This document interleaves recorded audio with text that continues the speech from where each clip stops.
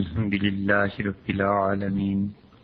والصلاة والسلام علی سیدنا و مولانا محمد النبی الامی وازواجہ امہات المومنین وذریتہ واہل بیتہ واصحابہ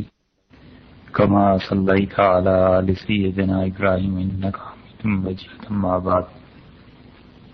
طہارت اور پاکیزگی کے کچھ مسائل بیان ہو رہے تھے اور یہ بیان کیا گیا تھا کہ کسی بھی ایسی جگہ کو استعمال کرنا ان مقاصد کے لیے جس سے اللہ کی مخلوق کو تکلیف پہنچے مکروہ ہے. اور اس سلسلے میں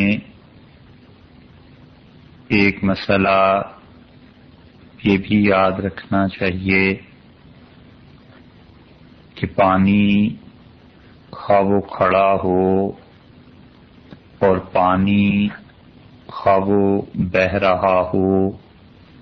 دونوں میں پیشاب کرنا مکروہ ہے اور دونوں کو ناپاک کرنا مکروہ ہے، اس لیے کہ پانی کی عزت ہے،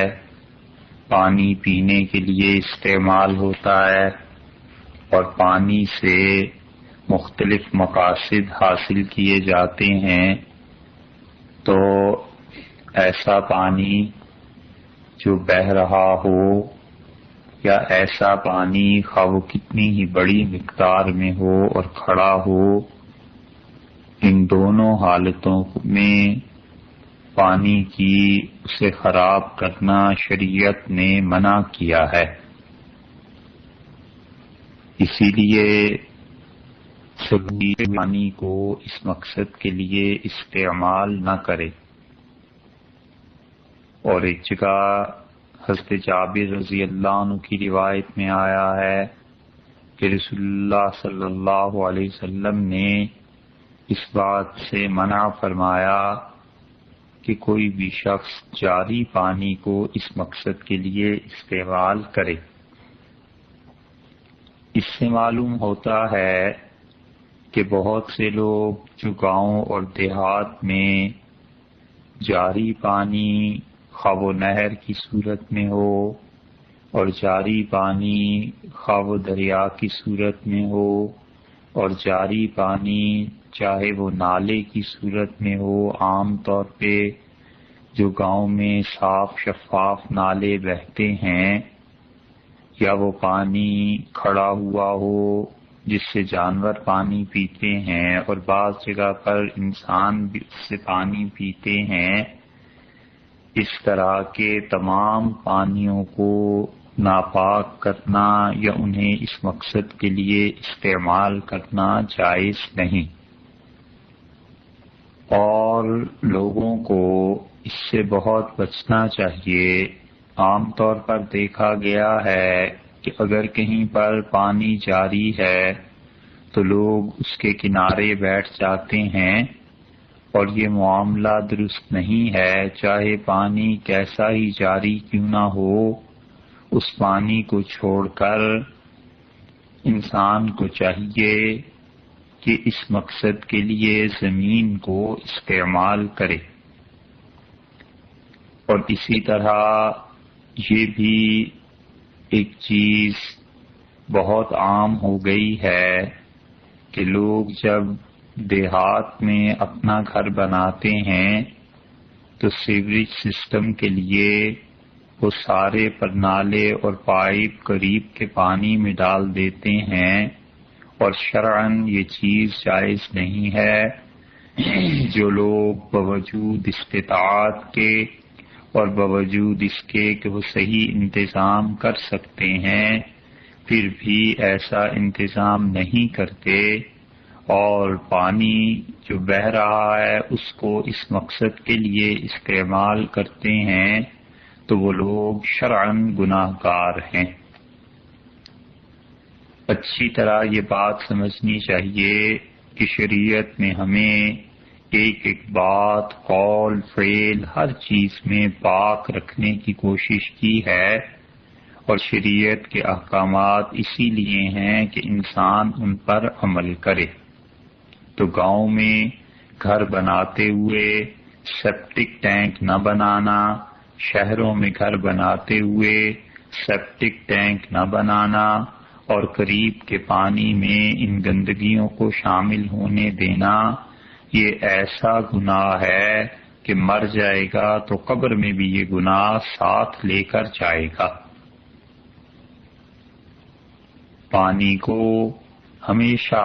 پاک رکھنے کی کوشش کرنی چاہیے تاکہ پانی میں گندگی اور آلودگی کا اثر شامل نہ ہو۔ اور اسی مسئلے سے یہ بھی سمجھ لینا چاہیے کہ کبھی آپ ان علاقوں میں سفر کریں، خاص طور پہ جو پہاڑی علاقے ہوتے ہیں، تو بہت سے لوگ جو ہسپتالوں کا کام کرتے ہیں وہ ہسپتال کی جتنی آلائش، جتنی گندگی اور مضر دوائیاں اور مختلف چیزیں وہ ان صاف پانیوں میں ڈال دیتے ہیں، اور وہ پانی انہیں بہا کر لے جائے اور آگے جا کر پھر وہ پانی گندا بھی ہو جاتا ہے۔ یہ سب کے سب افعال ناجائز ہیں، حرام ہیں۔ اس طرح پانی کو گندا کرنا کسی شخص کے لیے بھی یہ جائز نہیں ہے۔ ہسپتال والوں کو چاہیے کہ وہ یا تو اس ساری گندگی اور دوائیوں کو ہسپتال میں جلانے کا، تلف کرنے کا بندوبست کریں، اور یا پھر وہ تنور میں ڈال دیں، آگ لگا دیں ایسی چیزوں کو، یا آگ میں جلا دیں۔ ان کے لیے یہ چیز جائز نہیں ہے کہ وہ پانی کو گندا کریں، اور شریعت نے پانی کو کسی بھی صورت میں گندا کرنے سے منع کیا ہے۔ ایک مسئلہ اور فقہا نے لکھا ہے، اور وہ کہتے ہیں کہ ایسی حالت میں جب کہ انسان اپنے آپ کو پاک کر رہا ہو اور انسان ان نجاستوں سے فراغت حاصل کر رہا ہو، خواہ وہ گھر میں ہو یا خواہ وہ کھلے میدان میں ہو، قبلہ کی طرف رخ کرنا ممنوع ہے، اور قبلے کی طرف پیٹھ کرنا بھی ممنوع ہے۔ اور اس کی بنیاد حدیث ہے جو ابو داؤد میں آئی ہے کہ رسول اللہ صلی اللہ علیہ وسلم نے ارشاد فرمایا، حضرت ابو ایوب انصاری رضی اللہ عنہ کی روایت ہے کہ انہوں نے یہ روایت کی ابو داؤد میں۔ اس روایت میں وہ بغیر رسول اللہ صلی اللہ علیہ وسلم کا نام لیے یہ بات کہتے ہیں، اور بعض روایات میں یہاں یہ بھی آیا ہے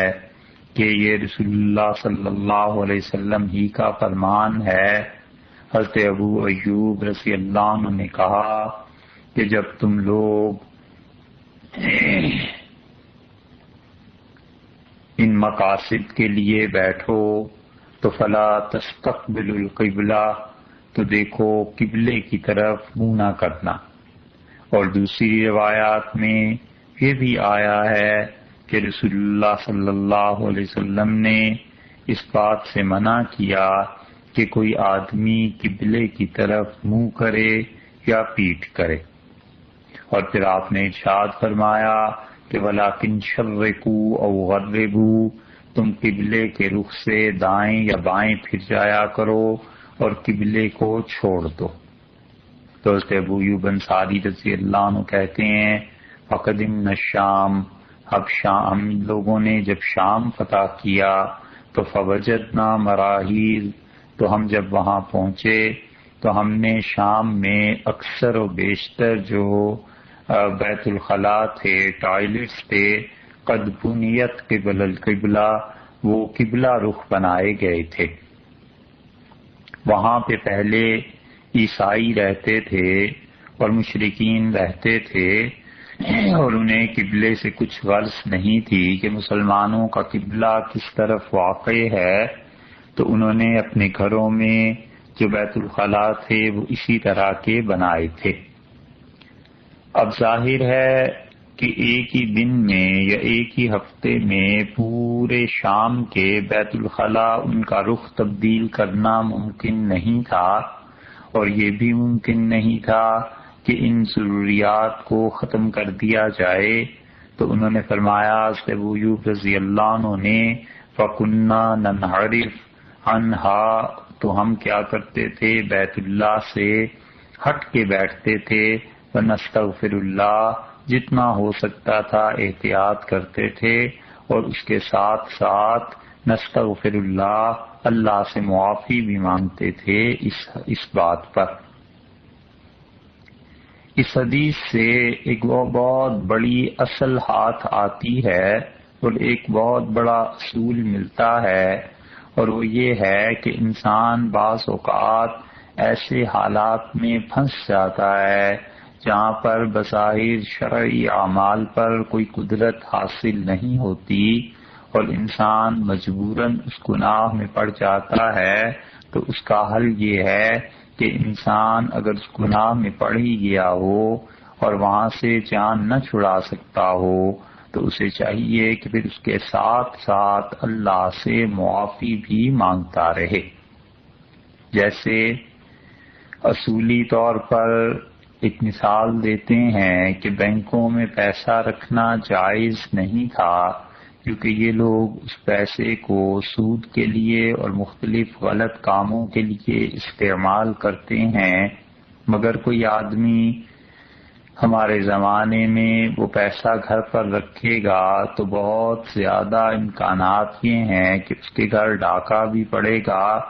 پیسے بھی لٹیں گے، عزت بھی برباد ہوگی، اور اس کے ساتھ ساتھ ممکن ہے قتل تک نوبت پہنچ جائے۔ تو اس لیے پھر فقہا نے کہا، مفتیوں نے کہا کہ اچھا بھائی پیسہ بینک میں رکھ لو، اور بینک کے ذریعے جو پیسے کی آمد و رفت ہے اس کا بھی حساب کرتے رہو، اور اس فعل کے ساتھ اللہ سے معافی بھی مانگتے رہو کہ خدا بندہ مجبوری کی وجہ سے ہم اس سسٹم میں شرکت کر رہے ہیں، اس حد تک کہ اپنے پیسے پہ سود نہیں لیتے، مگر بہرحال پیسہ تو بینک میں رکھا ہے، آ جا رہا ہے، اسی کے ذریعے بزنس چل رہا ہے، ہم اس بات کو ہٹا نہیں سکتے تھے، اس کے خلاف پر قدرت نہیں رکھتے تھے، کوئی اور نظام نہیں تھا، تو اللہ ہم اس بات کی بھی معافی چاہتے ہیں۔ یہ جو اصل ہے حضرت ابو ایوب رضی اللہ عنہ کی اس روایت سے ثابت ہوتی ہے کہ حضرت ابو ایوب رضی اللہ عنہ نے کہا شام جب ہم پہنچے تو جتنے بھی بیت الخلاء تھے وہ سارے اس طرح کے بنے ہوئے تھے، تو ہم انہیں استعمال کرتے تھے، جس حد تک ہو سکتا تھا بچ کر بیٹھتے تھے، لیکن اس کے ساتھ ساتھ اللہ سے معافی بھی مانگتے تھے۔ اس کے بعد ایک اور مسئلہ بھی خیال میں رکھنا چاہیے کہ فقہا نے لکھا ہے کہ بغیر عذر کے کھڑے ہو کر پیشاب کرنا یہ مکروہ ہے اور بد تہذیبی کی حرکت ہے۔ حضرت عمر رضی اللہ عنہ کی روایت ابن ماجہ میں آئی ہے کہ حضرت عمر رضی اللہ عنہ نے کہا کہ رسول اللہ صلی اللہ علیہ وسلم نے اس بات سے منع فرمایا تھا کہ کھڑے ہو کر پیشاب کیا جائے۔ حضرت عائشہ رضی اللہ عنہا کی روایت ترمذی میں آئی ہے کہ انہوں نے کہا کہ نبی کریم صلی اللہ علیہ وسلم بیٹھ کے پیشاب کرتے تھے، اور اگر تم سے کوئی یہ کہے کہ وہ کھڑے ہو کر ایسے کرتے تھے تو تم اس کی تصدیق نہ کرنا۔ اصل مسئلہ یہ ہے کہ حضرت عائشہ رضی اللہ عنہا نے رسول اللہ صلی اللہ علیہ وسلم کو ہمیشہ اسی حال میں دیکھا ہے، اور اگرچہ صحیح بخاری کی روایت میں آتا ہے کہ رسول اللہ صلی اللہ علیہ وسلم نے عذر کی وجہ سے، معذوری کی وجہ سے حضرت صلی اللہ علیہ وسلم نے ایک مرتبہ کھڑے ہو کر پیشاب کیا۔ صحیح بخاری اور صحیح مسلم کی روایت میں آیا ہے، حضرت ابو حذیفہ رضی اللہ عنہ کی روایت ہے، اور وہ نبی کریم صلی اللہ علیہ وسلم کے متعلق یہ کہتے ہیں کہ حضرت صلی اللہ علیہ وسلم تشریف لائے سباطۃ قوم، ایک ایسے کوڑے کرکٹ کے ڈھیر پر، فبال قائما، اور کھڑے ہو کر رسول اللہ صلی اللہ علیہ وسلم نے پیشاب کیا۔ اس حدیث کو آپ سنیے اور پھر اس کے بعد اس کی تشریح بھی سن لیجیے۔ اسی لیے حضرت ابو حذیفہ رضی اللہ عنہ ہی کی دوسری روایت صحیح بخاری میں آئی ہے، وہیں پر یعنی جہاں کتاب الوضو ہے، امام بخاری رحمۃ اللہ علیہ نے مختلف ابواب باندھے ہیں، ان میں سے ایک باب میں ایک چیپٹر میں وہ ذکر کرتے ہیں، فقال حذیفہ رضی اللہ عنہ نے یہ بات کہی کہ رسول اللہ صلی اللہ علیہ وسلم ایک ایسے کوڑے کرکٹ کے ڈھیر پر تشریف لائے اور آپ نے کھڑے ہو کر پیشاب کیا۔ یہی روایت صحیح بخاری کے علاوہ صحیح مسلم میں بھی آئی ہے، اور یہ روایت سند کے اعتبار سے بھی بہت مضبوط ہے اور متواتر روایت ہے، بہت سی کتابوں میں یہ نقل کی گئی ہے، لیکن امام شافعی رحمۃ اللہ علیہ نے اور امام احمد بن حنبل رحمۃ اللہ علیہ نے یہ بات اس میں بیان کی اس کی شرح میں، اور حافظ ابن حجر رحمۃ اللہ علیہ نے فتح الباری میں یہ نقل بھی کیا ہے کہ عربوں کے ہاں کمر کے درد میں اس ذریعے سے شفا حاصل کی جاتی تھی، یعنی نبی کریم صلی اللہ علیہ وسلم کی کمر میں اتنا درد تھا کہ آپ بیٹھ نہیں سکتے تھے، تو اس وجہ سے رسول اللہ صلی اللہ علیہ وسلم نے یہ بات کی، یہ فعل ان سے ہوا۔ امام بہقی رحمۃ اللہ علیہ نے یہی روایت نقل کی ہے، اور وہ کہتے ہیں کہ رسول اللہ صلی اللہ علیہ وسلم کے گھٹنے پر اندر کی طرف، یعنی گھٹنے کا ایک تو ظاہر ہے جو سامنے ہڈی نظر آتی ہے، اس کے بالکل پیچھے کی طرف زخم ہو گیا تھا جہاد میں، اور اس زخم کی وجہ سے رسول اللہ صلی اللہ علیہ وسلم کو تکلیف تھی، بیٹھ نہیں سکتے تھے، اس وجہ سے رسول اللہ صلی اللہ علیہ وسلم نے کھڑے ہو کے پیشاب کیا۔ اور اگر یہ حدیث صحیح مان لی جائے تو پھر تو ساری کی ساری جتنی بھی تعویلات کی جاتی ہیں وہ سب کی سب اس کے مقابلے میں کچھ کام نہیں دیں گی، کیونکہ اس سے صاف معلوم ہوا کہ رسول اللہ صلی اللہ علیہ وسلم کے لیے معذوری تھی، اور معذوری کی حالت میں آپ نے یہ بات کی۔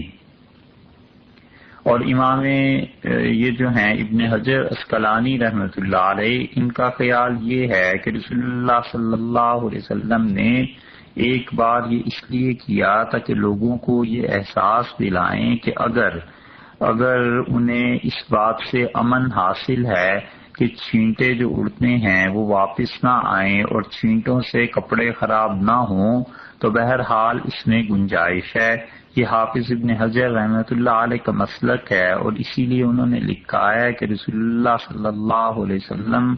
عام طور پر بیٹھ کر پیشاب کرتے تھے، اور کھڑے ہونے کی جو روایت انہوں نے نقل کی ہے اس کا مطلب یہ ہے کہ کبھی کبھار کسی عذر سے ایسے ہو تو یہ چیز درست ہے، اور اسی طرح فقہا نے انہی احادیث کے پیش نظر کی بات کہی ہے کہ جب عذر ہو، اور حضرت ابو حذیفہ رضی اللہ عنہ کی روایت میں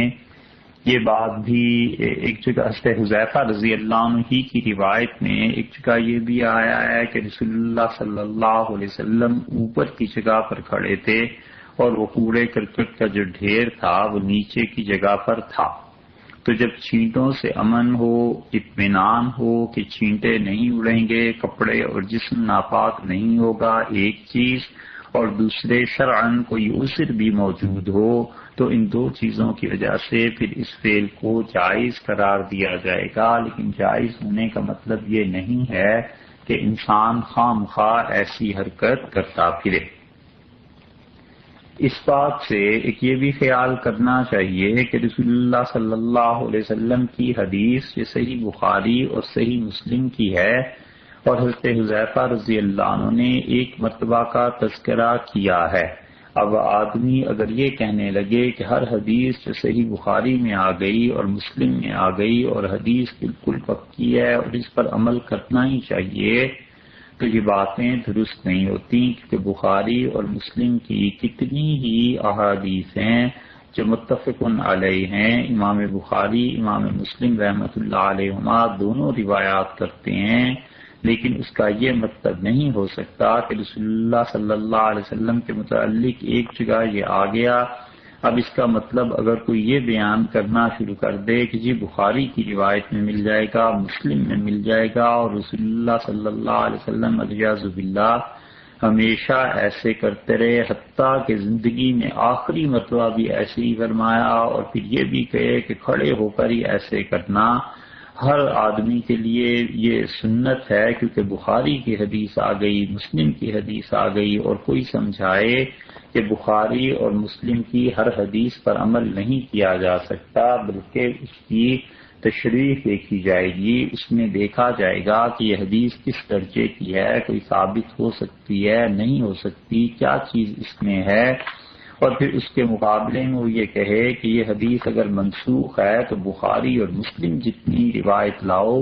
کہ اس کو منسوخ ثابت کر دیا جائے، تو یہ باتیں درست نہیں ہیں۔ حدیث کو پڑھنے کے لیے، حدیث کو پڑھانے کے لیے اساتذہ کی ضرورت پیش آتی ہے، اور اساتذہ ہی بتاتے ہیں کہ اس حدیث کا اصل مقصد کیا ہے۔ امام بخاری رحمۃ اللہ علیہ سے پہلے بھی بہت سی کتابیں تھیں جو لکھی گئیں، خود رسول اللہ صلی اللہ علیہ وسلم کے دور میں حدیث لکھی گئی، اور رسول اللہ صلی اللہ علیہ وسلم کے متصل بعد کا جو دور ہے، صحابہ کرام رضی اللہ عنہم وہ بھی احادیث لکھا کرتے تھے، اور امام زید نے اپنی مسند مرتب کی تھی، اور ان کا انتقال 122 ہجری میں ہو گیا۔ امام اعظم امام ابو حنیفہ رحمۃ اللہ علیہ کی مسند وہ مرتب ہو گئی تھی، 150 ہجری میں ان کا انتقال ہوا۔ کتاب الآثار امام ابو یوسف رحمۃ اللہ علیہ کی 182 ہجری میں انہوں نے لکھی تھی۔ اسی طرح موطا امام مالک رحمۃ اللہ علیہ کا انتقال 179 ہجری میں ہوا ہے، انہوں نے موطا لکھی تھی۔ امام محمد رحمۃ اللہ علیہ کا انتقال 199 ہجری میں ہوا ہے۔ کتاب الحجہ انہوں نے لکھی تھی حدیث پر ہی۔ امام شافعی رحمۃ اللہ علیہ کا انتقال 204 ہجری میں ہوا ہے، اور وہ اپنی کتاب ظاہرہ کی زندگی میں لکھ چکے تھے، اور جس سال امام شافعی رحمۃ اللہ علیہ کا انتقال ہوا ہے 204 ہجری میں، اسی سال امام بخاری رحمۃ اللہ علیہ پیدا ہوئے، اور ان کے بعد امام عبدالرزاق تھے، مصنف عبدالرزاق 211 ہجری میں انہوں نے لکھی تھی۔ حمیدی رحمۃ اللہ علیہ نے اپنی مسند 219 میں ان کا انتقال ہوا، وہ لکھی جا چکی تھی۔ ابو داؤد طیالسی تھے، 224 ہجری میں وہ حدیث لکھ چکے تھے۔ ابو بکر بن ابی شیبہ رحمہ اللہ تھے، 235 ہجری میں انہوں نے اپنی کتاب مکمل کر کے دنیا سے فراغت حاصل کر لی تھی۔ امام احمد بن حنبل رحمۃ اللہ علیہ 241 ہجری میں ان کا انتقال ہوا، اور امام احمد رحمۃ اللہ علیہ اپنی مسند لکھ چکے تھے 255 ہجری میں۔ امام دارمی رحمۃ اللہ علیہ کا انتقال ہوا، اور وہ حدیث کی کتاب لکھ چکے تھے۔ ان کے کہیں بعد امام بخاری رحمۃ اللہ علیہ کا 256 ہجری میں انتقال ہوا ہے۔ ان سب حضرات کے کہیں بعد، اور امام مسلم رحمۃ اللہ علیہ کا انتقال تو 261 ہجری میں ہوا ہے، تو اتنے بعد میں یہ سب لوگ آئے ہیں امام بخاری اور امام مسلم رحمۃ اللہ علیہ۔ تو اب یہ کہنا کہ چونکہ یہ حدیث بخاری میں آ گئی ہے، یہ حدیث مسلم میں آ گئی ہے، بس اس پہ عمل ہونا چاہیے، یہ جہالت کی بات ہے، کم علمی کی بات ہے۔ اساتذہ سے پوچھنا چاہیے کہ حضرت اس حدیث کا کیا مطلب ہے، حدیث میں یہ بات آئی ہے، کیا ہم اس پہ عمل کر سکتے ہیں نہیں کر سکتے۔ ایک آدمی اگر حدیث کی کتابیں اور وہ بھی اردو ترجمے گھر لے کر بیٹھ جائے گا اور حدیث کو صحیح پڑھ بھی نہیں سکے گا، عربی بھی سمجھ نہیں آئے گی، حتیٰ کہ اردو بھی صحیح نہیں پڑھ سکے گا، پھر وہ کہے کہ حدیث میں یوں آیا ہے، تو آپ یہ سوچئے یہ کہاں کیا علم ہے اور یہ کہاں کی تعلیمی حالت ہے کہ انسان ایک حدیث کی عبارت نہ پڑھ سکے اور بنے ایسا پھرتا جیسے وہ مجتہد زمانہ ہو۔ تو اس لیے رسول اللہ صلی اللہ علیہ وسلم کے متعلق یہ جو ایک بات آئی ہے صحیح بخاری میں اور مسلم میں، اس کی اصل بات اتنی سی ہے کہ حضرت صلی اللہ علیہ وسلم کو گھٹنے میں چوٹ لگ گئی تھی جہاد میں، اس وجہ سے ایسی حالت پیش آ گئی تھی اور مجبوراً اور معذوری میں یہ بات کرنی پڑی۔ یہ ہے حدیث کی تشریح جو آپ سے عرض کی۔ اس کے بعد ایک اور مسئلہ بھی فقہا نے جو بیان کیا ہے وہ یہ کہتے ہیں کہ ایسے وقت میں ستر عورت واجب ہے، یعنی اپنے آپ کو چھپانا واجب ہے تاکہ انسان برہنہ ہو کر کسی کے سامنے نہ آئے۔ رسول اللہ صلی اللہ علیہ وسلم نے ارشاد فرمایا اس حد میں یعنی اس باب میں اتنے مبالغے کی بات ارشاد فرمائی ہے، اتنا زیادہ حکم دیا ہے کہ حضرت صلی اللہ علیہ وسلم نے فرمایا تم میں سے جب کوئی آدمی اس مقصد کے لیے اپنے آپ کو بے لباس کرے تو فلیستتر، اسے چاہیے کہ اپنے لیے کوئی اوٹ مقرر کر لے، کسی چیز کی اوٹ میں آ جائے، کسی چیز کے پیچھے آ جائے۔ فإن لم یجد، اور اگر اسے کوئی چیز ایسی نہیں ملتی ہے جس کی پناہ وہ حاصل کر لے تو الا ان یجمع قصیبا من رمل فلیستدبر، تو اسے چاہیے کہ پھر ریت کو جمع کر لے اور ریت کو جمع کر کے ایک چھوٹا سا ایک ٹیلا سا بنا لے اور اس کے پیچھے بیٹھ جائے۔ اس سے معلوم ہوتا ہے کہ رسول اللہ صلی اللہ علیہ وسلم نے شرم اور حیا کا کتنا حکم دیا ہے کہ اول تو بیت الخلاء ہونے چاہیے۔ فرض کر لیجئے کسی موقع پہ بیت الخلاء نہیں ہے تو وہ عام آبادی سے دور نکل جائے، اور پھر بھی اسے چاہیے کہ وہ اپنی حد تک کوشش کرے کہ اپنے آپ کو چھپا کر رکھے۔ اس حدیث سے ایک یہ بات بھی پتہ چلی کہ اسی طرح یہ جو فقہا نے اور مسائل لکھے ہیں وہ کہتے ہیں کہ مجمع کے قریب بیٹھ کر پیشاب کرنا یہ مکروہ ہے۔ یہ مسئلہ بھی آپ یاد رکھیے کہ جہاں پر بہت سے لوگ ہوں، بھیڑ ہو، مجمع ہو،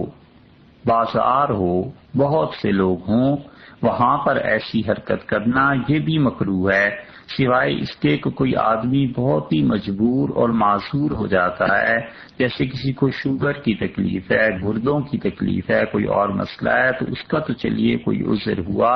لیکن بغیر عذر کے اس طرح کرنا یہ مکروہ کاموں میں سے، گناہ کے کاموں میں سے ایک حرکت ہے۔ اور آپ کو اندازہ ہوگا ہماری قوم کی شرافت اور تہذیب کا دو چیزوں سے آپ اندازہ لگا لیں،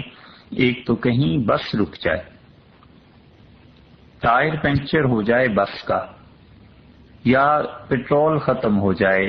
یا بس کی کوئی اور چیز ٹوٹ گئی، کسی صورت میں بس رکے صحیح، بس رکنے کی دیر ہے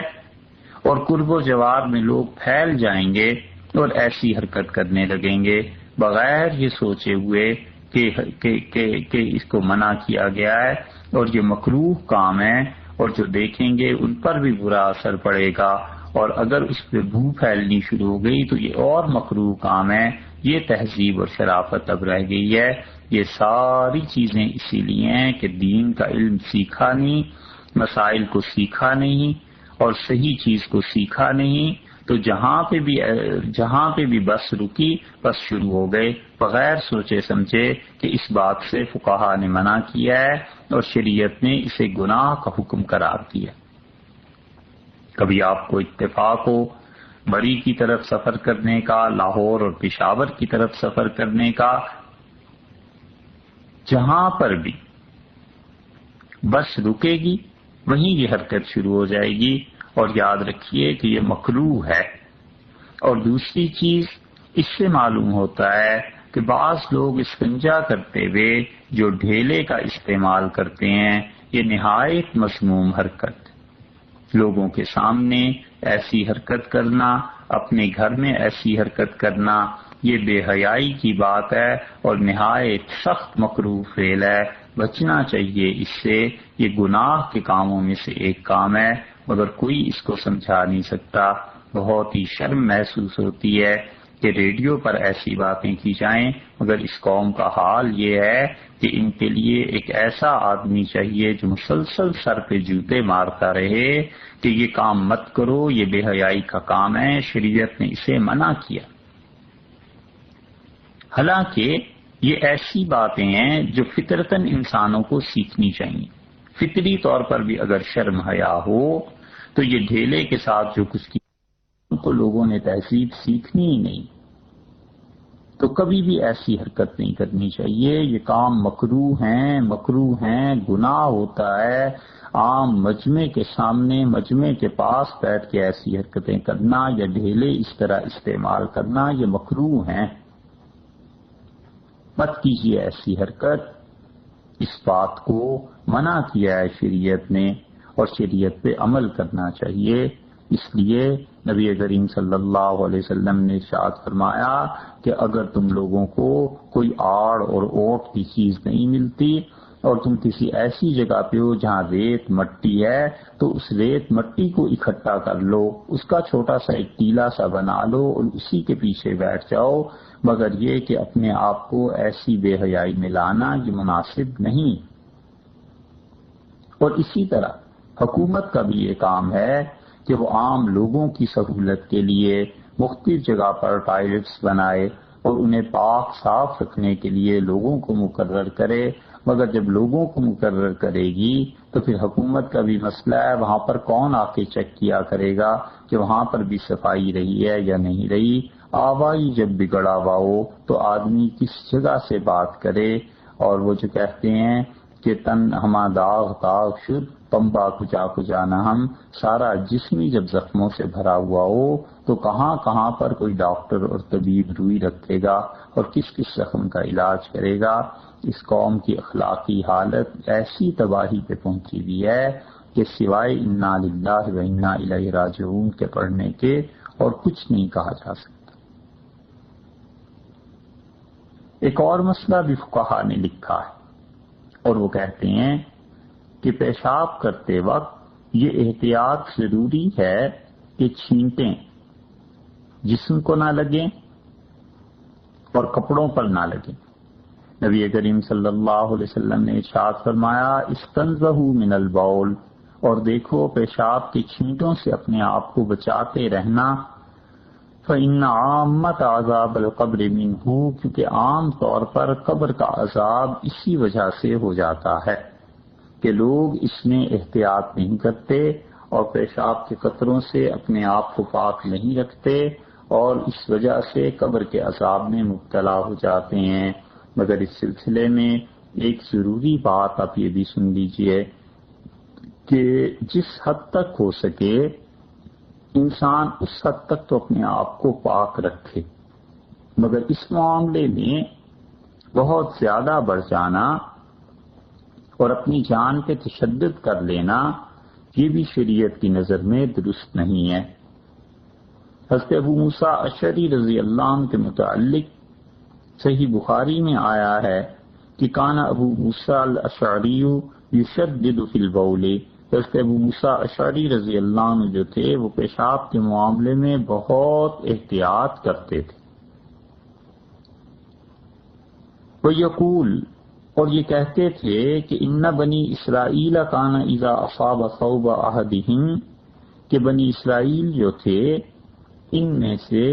کسی کے کپڑوں پر اگر پیشاب لگ جاتا تھا قرضہ، تو وہ اسے کاٹ ڈالتا تھا، کپڑا کاٹنا پڑتا تھا وگرنہ کپڑا پاک نہیں ہوتا تھا۔ تو اس وجہ سے حضرت ابو موسیٰ اشعری رضی اللہ عنہ نے اتنی احتیاط کی اس سے کہ علامہ عینی رحمۃ اللہ علیہ نے اس کی شرح میں لکھا ہے، وہ کہتے ہیں کہ بوتل میں پیشاب کیا کرتے تھے تاکہ ہر طرح سے اس کے چھینٹوں سے محفوظ رہیں، لیکن یہ بات جب حضرت حذیفہ رضی اللہ عنہ تک پہنچی تو حضرت حذیفہ رضی اللہ عنہ نے اس بات کو پسند نہیں کیا اور انکار کی وجہ سے، یعنی اس بات کو ناپسند کرنے کی وجہ سے جملہ فرمایا کہ لیتہ امسک، کاش ابو موسیٰ رضی اللہ عنہ اس فعل کو کرنے سے رک جائیں آتا رسول اللہ صلی اللہ علیہ وسلم سواتۃ قوم، رسول اللہ صلی اللہ علیہ وسلم ایک محلے کے کوڑے کرکٹ کے ڈھیر پہ ایک جگہ پہ دور ویران جگہ پہ تشریف لائے تھے، فبال قائما،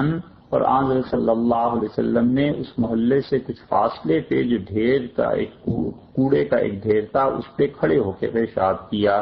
اسی کی تشریح آپ سن چکے ہیں حدیث کی، وہ پوری حدیث اصل میں یوں ہے۔ اور امام مسلم رحمۃ اللہ علیہ بھی حضرت ابو موسیٰ رضی اللہ عنہ کی اس بات کو انہوں نے ذکر کیا ہے،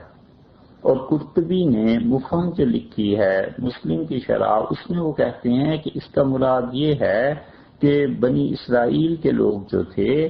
ان کے جسم پہ پیشاب لگتا تھا تو وہ کیا کرتے تھے کہ اپنی جلد کو کاٹ دیتے تھے۔ ایک رائے تو یہ ہے،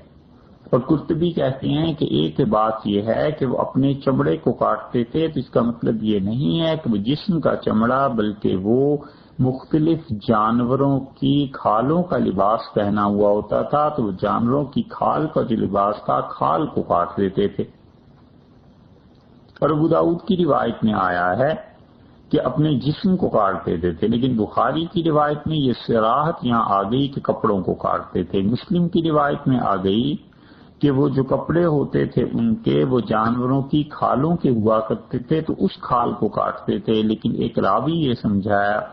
اپنی طرف سے، اس نے کہہ دیا، راوی نے جب روایت بالمعنی کی تو اس نے معنوی طور پر کہہ دیا کہ وہ اپنے جسم کو کاٹ لیا کرتے تھے، حالانکہ جسم کو نہیں کاٹتے تھے، کپڑوں کو کاٹتے تھے، اور کپڑے بھی وہ ہوتے تھے جنہیں وہ جانوروں کی کھال سے پہنتے تھے۔ تو راوی کو شبہ ہو گیا کہ کھال کو کاٹتے تھے تو مراد ان کی اپنی کھال ہوگی، اس کے خیال میں یہ نہیں آیا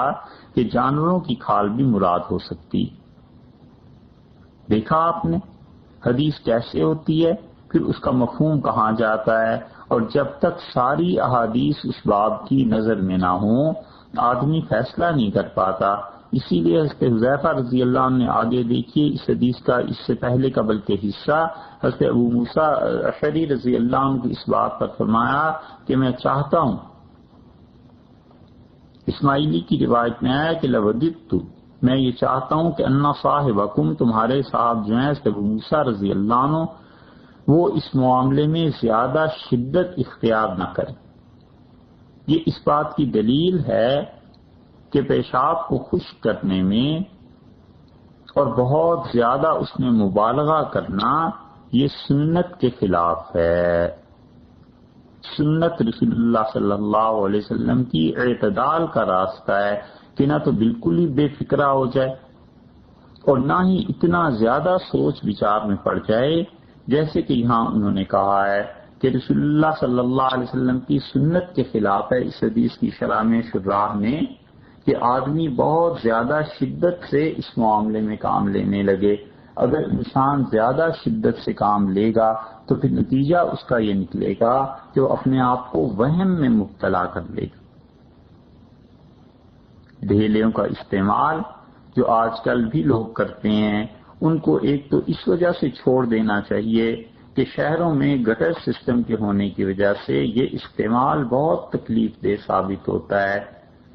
پانی کا راستہ بند ہو جاتا ہے، سخت تعفن اور ایذا پھیل جاتی ہے، اور پھر اس تعفن اور ایذا کو ختم کرنے کے لیے بھی ہمارے یہاں کوئی نظام نہیں ہے، اور کتنے ہی شہر ایسے ہیں جن گندگیوں سے بھر جاتے ہیں۔ لہذا ایسے مواقع پر ہرگز ڈھیلوں کا استعمال نہیں کرنا چاہیے، خاص طور پہ جو ٹوائلٹس بنے ہوئے ہوتے ہیں، سیٹس لگی ہوئی ہوتی ہیں، وہاں جا کر ایسی حرکت کرنا جس سے لوگوں کو تکلیف اور پریشانی ہو، یہ کبیرہ گناہوں کی میں سے ایک بات ہے۔ کبائر کا مرتکب ہوتا ہے آدمی جو یہ کام کرتا ہے، کبیرہ گناہ اس کے ذمہ پڑتا ہے۔ یہ کوئی ایسی بات نہیں جو جذبات میں کہی جا رہی ہو۔ فتوے کی بات یہ ہے کہ اگر کوئی آدمی ڈھیلا استعمال کرے اور اس کی وجہ سے لوگوں میں بے حیائی کا تاثر پھیلے، یا اس کی وجہ سے گٹر سسٹم سارے خراب ہو جائیں، تو کبیرہ گناہ کا مرتکب ہوتا ہے، کیونکہ اس کا استعمال زیادہ سے زیادہ مستحب ہوا۔ تو اپنے نفس کو اور دوسروں کو مصیبت میں ڈالنا یہ حرام نہیں، کسی مستحب کام کی خاطر حرام کا ارتکاب کیا یہ جائز ہے؟ اسی لیے حضرت ابو موسیٰ رضی اللہ عنہ کی اس بات پر حضرت حذیفہ رضی اللہ عنہ نے نکیر فرمائی اور ان کا کاش تمہارے صاحب یہ حرکت چھوڑ دیں، ایسے نہ کریں۔ اور حضرت ابو موسیٰ رضی اللہ عنہ کیوں کرتے تھے؟ کیونکہ انہوں نے عذاب قبر کی حدیث سنی تھی، تو وہ ڈرتے تھے کہ کہیں ایسی چیز نہ ہو جائے، اس لیے زیادہ غلو اور شدت شرعاً مذموم ہے اور اس کے ساتھ ساتھ صحت کے لیے بھی منضر ہے۔ انسان ذہنی طور پر منتشر رہتا ہے اور دماغی پریشانیوں کا شکار ہو جاتا ہے۔ اس مقصد کے لیے بہترین چیز جو آج کل عام مل جاتی ہے وہ ٹوائلٹ پیپر ہیں، بس اسے یوز کر لیا جائے۔ اور ٹوائلٹ پیپر کو یوز کرنا، اس کے بعد پانی کا استعمال کرنا، یہ بہت اچھی چیزوں میں سے ہے۔ اس کی کچھ تشریح آگے چل کے آپ سے عرض کریں گے۔ اور جب آدمی ان چیزوں سے فارغ ہو جائے تو مسئلہ یہ ہے کہ استنجا کرنے کے بعد ہاتھوں کو صابن وغیرہ سے اچھی طرح دھو لینا چاہیے۔ حضرت ابو ہریرہ رضی اللہ عنہ کی روایت ابو داؤد میں آئی ہے، جس کا خلاصہ یہ ہے کہ رسول اللہ صلی اللہ علیہ وسلم جب بیت الخلاء سے باہر تشریف لائے تو آپ نے اپنے ہاتھ کو زمین پر رگڑا۔ اور صحیح مسلم میں حضرت میمونہ ام المومنین رضی اللہ عنہا کی روایت ہے، وہ کہتی ہیں کہ رسول اللہ صلی اللہ علیہ وسلم جب ایسی چیزوں سے فارغ ہوتے تھے ثم ضرب بشمالہ الارض، پھر رسول اللہ صلی اللہ علیہ وسلم اپنا الٹا ہاتھ، بایاں ہاتھ زمین پر رکھتے تھے اور فرماتی ہیں فَدَلَكَهَا دَلْكًا شَدِيدًا، رسول اللہ صلی اللہ علیہ وسلم نے اپنے ہاتھ کو خوب اچھی طرح مل مل کے صاف کیا۔ شدیدن کا لفظ ارشاد فرمایا ہے، یعنی بہت اچھی طرح حضرت صلی اللہ علیہ وسلم نے اپنے دست مبارک کو صاف کیا۔ اس سے معلوم ہوتا ہے کہ آدمی جب ان چیزوں سے فارغ ہے، اور اسی کو حدیث میں حضرت میمونہ رضی اللہ عنہا نے ذکر فرمایا۔ ان چند ایک مسائل کے بعد آخری مسئلہ جو اس سلسلے میں بیان کرنا ہے وہ پاکیزگی اور طہارت کی بات ہے کہ وہ کس چیز سے حاصل کی جائے۔ تو سب سے اچھی چیز تو یہ ہے کہ انسان دو چیزوں کو جمع کر لے، ایک ٹیشو پیپر کا استعمال کرے اور اس کے بعد پانی کا استعمال کرے۔ رسول اللہ صلی اللہ علیہ وسلم تشریف لائے قباء میں، اور اس بستی میں قباء میں اب بھی مسجد ہے، لوگ وہاں جاتے ہیں، نماز پڑھتے ہیں۔ اور حضرت صلی اللہ علیہ وسلم تشریف لائے اور آپ نے فرمایا کہ بھئی تم لوگ اتنے پاک رہتے ہو کہ اللہ نے تمہاری پاکیزگی کی تعریف کی ہے، اور اللہ تعالی نے فرمایا ہے کہ اس بستی میں ایسے لوگ رہتے ہیں یحبون ان یتطہروا، وہ بہت پسند کرتے ہیں اس چیز کو کہ بہت پاک رہیں۔ تو آخر کون سی پاکیزگی ہے تمہاری جس کی اللہ نے تعریف کی ہے؟ تو انہوں نے عرض کیا کہ اللہ کے رسول، ہم صفائی حاصل کرتے ہیں پہلے مٹی سے یعنی ڈھیلے سے، اور پھر اس کے بعد ہم پانی کا استعمال کرتے ہیں، گویا دوہری طہارت کرتے ہیں، ڈبل جو سسٹم ہے اس کو یوز کرتے ہیں۔ تو رسول اللہ صلی اللہ علیہ وسلم نے اس پر خوشی کا اظہار فرمایا۔ ہمارے زمانے میں ڈھیلوں کی بجائے یہ ٹیشو پیپرز آ گئے ہیں، تو اس لیے زیادہ طہارت اور پاکیزگی کے لیے پہلے ٹیشو پیپر کا استعمال کرنا چاہیے، اس کے بعد پانی کا استعمال کر لیا جائے۔ اس سے معلوم ہوتا ہے کہ شریعت میں تو یہ بات آئی ہے کہ اللہ تعالیٰ خوش ہوتے ہیں بندے کی پاکیزگی اور طہارت سے۔ اگر کوئی آدمی ایسے کرے گا تو انشاءاللہ اسے اس فعل پہ بھی اللہ کی رضا اور اللہ کی خوشی نصیب ہوگی۔ اور اگر صرف پانی کا استعمال کرے تو بھی درست ہے، اور صرف ٹیشو پیپر کا استعمال کرے اور اس طرح استعمال کرے کہ جسم پر گندگی کے اثرات باقی نہ رہیں، تو صرف ٹیشو پیپر کا استعمال بھی درست ہے۔ عام طور پہ یہ سمجھا جاتا ہے کہ ٹیشو پیپر کا استعمال کے بعد پانی ضرور استعمال کرنا چاہیے، یہ بات نہیں ہے۔ پاکیزگی حاصل کرنی ہے دونوں میں سے ایک ہی طریقہ استعمال کر لیا جائے تب بھی شرعاً اجازت ہے، لیکن یہ یاد رکھنا ضروری ہے کہ نجاست کا کوئی اثر انسان کے جسم پر نہ رہے۔ اور اگر دونوں کو استعمال کر لیا جائے، دونوں طریقے جمع کر لیے جائیں، ٹیشو پیپر بھی اور پانی بھی، تو یہ بہت اچھی بات ہے۔ شرح نکایا میں ملا علی قاری رحمۃ اللہ علیہ نے بہت اچھی چیز لکھی ہے۔ وہ کہتے ہیں کہ انسان کو اپنے آپ کو پاک کرنا چاہیے، ہر اس چیز سے پاک کیا جا سکتا ہے اپنے آپ کو طاہرین جو خود پاک ہو۔ اگر کوئی ٹیشو پیپر ناپاک ہے تو اسے پاکیزگی کے لیے استعمال نہیں کیا جا سکتا۔ پہلی شرط انہوں نے یہ لگا دی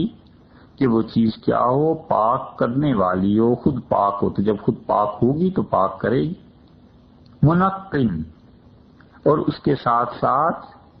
نجاست کو ختم کر دینے والی ہو۔ قلاعن، اور اس کے اثرات کو بھی ختم کرنے والی ہو۔ غیر موزن، اور ایسی نہ ہو جس سے انسان کو تکلیف پہنچتی ہو۔ اس سے معلوم ہوا کہ اینٹ، ہڈی، شیشہ، کوئی نوکدار چیز جس سے انسان کو تکلیف پہنچ سکے وہ اس کام کے لیے، ان چیزوں کے لیے جائز نہیں ہے۔ لیس بذی حرمت، اور کوئی ایسی چیز بھی استعمال نہ کی جائے جس چیز کی عزت ہے۔ عزت کی چیزیں مثلا کھانے پینے کی چیزیں، جانوروں کا چارہ ہے۔ دیہات میں اس مقصد کے لیے لوگ کبھی کبھی چارہ اور ایسی فصلوں کی چیزیں بھی استعمال کر لیتے ہیں، تو اس سے معلوم ہوا کہ ایسی چیزوں کا استعمال کرنا بھی منع ہے، اس لیے کہ وہ رزق ہے اور کھانے پینے کی چیزوں میں سے ہے، احترام کی چیزوں میں سے۔ اور احترام کی چیزوں میں ایک چیز کاغذ بھی ہے، تو ایسا کاغذ جس پر کچھ لکھا ہوا ہو اس سے تو پاکیزگی حاصل کرنا بہت ہی بری بات ہے، بہت ہی گناہ کی بات ہے۔ اور اگر کچھ لکھا ہوا نہ ہو، بالکل سادہ کاغذ ہو، تو بھی اسے استعمال نہیں کرنا چاہیے۔ تو ٹیشو پیپر کا استعمال کرے جو خاص اسی مقصد کے لیے بنایا جاتا ہے۔ اور پھر آگے انہوں نے کہا ولا صرفن، اور اس کے ساتھ ساتھ وہ چیز ایسی بھی نہ ہو جس میں اسراف ہو، فضول خرچی ہو۔ جیسے فرض کیجئے ریشم کا کپڑا، فرض کیجئے اور کوئی بہت ہی اچھی چیز، وہ کہتے ہیں وہ بھی نہیں استعمال کرنی چاہیے۔ اور اس کے ساتھ ساتھ ولا یتعلق بہ حق للغیر، کوئی چیز ایسی بھی استعمال نہیں کرنی چاہیے جس پہ کسی اور کا حق بنتا ہو۔ کسی اور کا حق جو بنتا ہے وہ اس طرح بھی بنتا ہے کہ کسی آدمی نے پانی فرض کیجئے کہیں قلت تھی، کسی خاص مقصد کے لیے لے کے رکھا ہوا تھا، اور یہ صاحب بغیر اس کی اجازت کے لوٹا بھر کے لے گئے۔ فرض کیجئے کہ وہ فصل ہے اور وہ فصل کسی اور کی ہے، اور یہ صاحب اسے اس مقصد کے لیے استعمال کر رہے ہیں۔ یہ ساری صورتیں ایسی ہیں جس میں دوسروں کا حق تلف ہوتا ہے، دوسروں کے لیے انسان مصیبت کا باعث بنتا ہے۔ اس لیے مومن انسان اسے چاہیے ساری زندگی اپنا رویہ ایسا رکھے کہ وہ کسی انسان کے لیے بھی دکھ اور تکلیف کا باعث نہ بنے۔ اور اسی طرح یہاں انہوں نے منع کیا نا کہ کوئی ایسی چیز استعمال نہ کرے جس سے اپنے آپ کو نقصان پہنچے۔ اس میں سے ایک چیز ہڈی بھی ہے کہ جانوروں کی ہڈیاں وہ بھی پاکیزگی کے لیے استعمال نہ کی جائیں۔ ابو داؤد کی روایت میں اور بات بھی آئی ہے، حضرت عبداللہ ابن مسعود رضی اللہ عنہ کی روایت میں آیا ہے، وہ کہتے ہیں کہ رسول اللہ صلی اللہ علیہ وسلم سے جنات ملنے کے لیے حاضر ہوئے، اور جنات کا وفد الجن، پورا ایک وفد آیا، رسول اللہ صلی اللہ علیہ وسلم کی خدمت میں حاضری دی۔ اور ابو داؤد میں یہ لفظ آئے ہیں یہ الفاظ ہیں کہ فقالو یا محمد، انہوں نے کہا محمد صلی اللہ علیہ وسلم آپ اپنی امت کو اس سے منع کیجئے کہ وہ 3 چیزوں کو پاکیزگی کے حاصل کرنے کے لیے استعمال نہ کریں. ایک تو ہڈی کو استعمال نہ کریں، اور دوسرے وہ جو گوبر ہے اس کو استعمال نہ کریں، اور تیسرے کوئلے کو استعمال نہ کریں. کوئلہ ایک تو ہوتا ہے جس کو جلانا ہوتا ہے، وہ نہیں. کوئلہ جل کر جب بجھ جاتا ہے اس کے متعلق فرمایا کہ اس کو بھی استعمال نہ کریں. عرض کیا رسول اللہ صلی اللہ علیہ وسلم سے کہ اپنی امت سے کہیے کوئلے اور ہڈی کو چھوڑ دیں. فَإِنَّ اللَّهَ عَزَّ وَجَلَّ جَعَلَ لَنَا فِيهَا رِزْقًا، کیونکہ اللہ نے ہماری خوراک ہڈیاں رکھی ہیں اور اللہ نے ہماری خوراک یہ کوئلے رکھے ہیں کہ ہم کوئلے کھاتے ہیں اور ہڈیاں کھاتے ہیں. تو آپ اپنی امت کو منع کیجئے کہ ان چیزوں کو ناپاک نہ کریں. تو پھر کیا ہوا؟ ابو داؤد میں آیا کہ فنہا النبی صلی اللہ علیہ وسلم، رسول اللہ صلی اللہ علیہ وسلم نے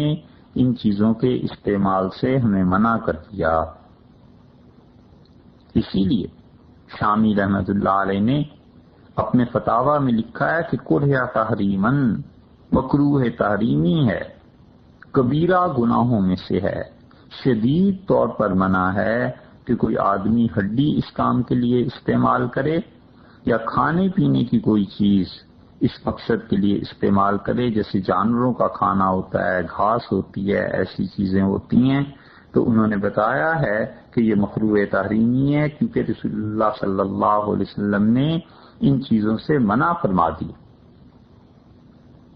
حضرت رویفع رضی اللہ عنہ کی حدیث ابو داؤد میں آئی ہے اور وہاں اس سے بھی سخت لفظ آئے ہیں. یہ احادیث اس لیے سنائی جا رہی ہیں کہ دیہات میں عام طور پر لوگوں کو ان مسائل کا پتہ نہیں ہوتا اور وہ ہڈیوں کو، جانوروں کے چارے کو، اس قسم کی چیزوں کو ان مقاصد کے لیے استعمال کرتے ہیں. تعلیم حاصل کرنی چاہیے بھائی، علم سیکھنا چاہیے، مسائل پہ عمل کرنا چاہیے. شریعت کا یہ مطلب تھوڑا ہی ہے کہ انسان بدتمیز ہو جائے اور بد تہذیب ہو جائے اور شریعت کے نام پر جو مرضی حرکتیں کرتا رہے اور لوگوں کو یہ تاثر دے کہ الیاذ باللہ یہ چیزیں شریعت نے سکھائی. بچنا چاہیے ان چیزوں سے. حضرت رویفع رضی اللہ عنہ کی روایت میں آتا ہے کہ رسول اللہ صلی اللہ علیہ وسلم نے فرمایا جس نے اپنے آپ کو پاک کیا ہڈی سے تو یاد رکھو فإن محمدًا منہ بریء، رسول اللہ صلی اللہ علیہ وسلم اس شخص سے بیزار ہیں، اس شخص سے بری ہیں. رسول اللہ صلی اللہ علیہ وسلم کی بیزاری اس وجہ سے ہے کہ وہ جنات کا حق ضائع کر رہا ہے، جنات کے کھانے پینے کی چیزوں میں دخل دے رہا ہے. تو آج کی جتنی بحث تھی اس سے معلوم ہوا کہ رسول اللہ صلی اللہ علیہ وسلم نے جن چیزوں سے روکا ہے، مثلا جاری پانی سے، مثلا یہ ہڈیوں سے، ان چیزوں کے متعلق ہمیں اپنے طرز عمل کو صحیح کرنا چاہیے. پانی کو کسی صورت ناپاک نہیں کرنا چاہیے، خواہ جاری پانی ہو، بہتا ہوا پانی ہو یا وہ پانی ہو جو ایک جگہ رکا ہوا اور کھڑا ہے. دونوں صورتوں میں پانی کو اس طرح استعمال نہیں کیا جائے گا کہ براہ راست گندگی اس میں چلی جائے.